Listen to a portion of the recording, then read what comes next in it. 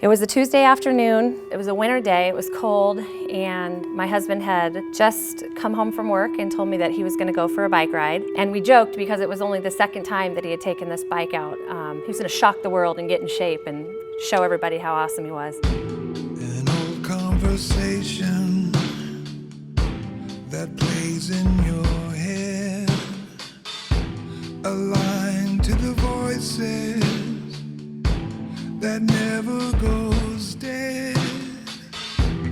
What's the prescription that made you go mad?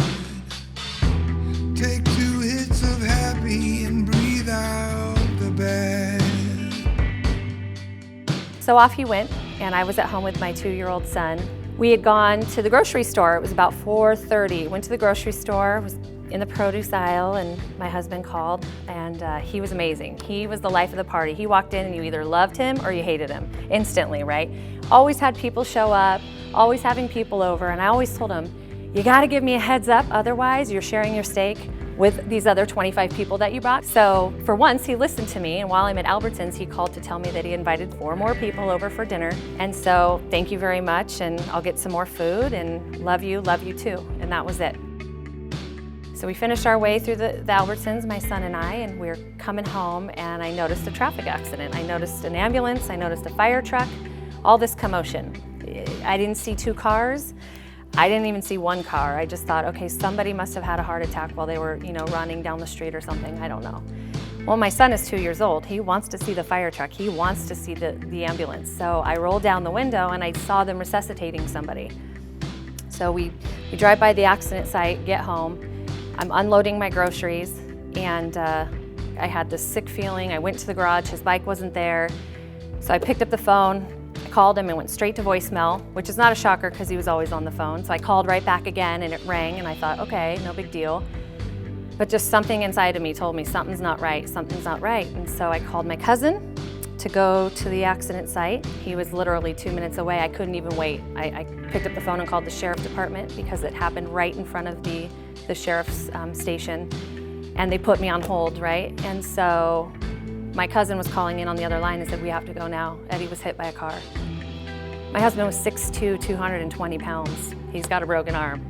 This is not a big deal. It's not a big deal. All right, let's get to the hospital.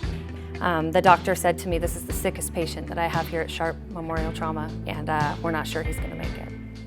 We're getting ready to come up on our 1-year wedding anniversary, and instead of planning our first anniversary as husband and wife, I'm now looking at my husband, who is not moving, not breathing, bleeding profusely from his head, and thinking, what am I supposed to do now? They did a CAT scan, and they pulled us into the room, and unfortunately there was no brain activity, and they took him off life support, and at 10:55, my husband of 11 months was pronounced dead.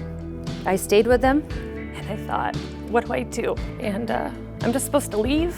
Like, I just leave? There's my 2-year-old son.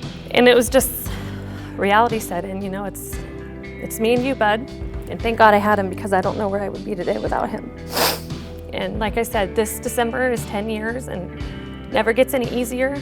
The man that killed my husband plea bargained, got 11 years, and he served 2.5 years, and he was out. Meanwhile, my family served a life sentence without my husband, without their father. My son's now 12, and he looks and he acts and he talks and he walks just like his dad. It's incredible, and I just wish he could be here to see, what an amazing kid he is. So if there's anything that I can tell you, just please have a plan. We're not trying to not have fun and enjoy life, but I hope that maybe the next time you guys are out and faced with the decision that you think of me, think of my son, you have a second chance. They don't. So thank you. When getting closer seems far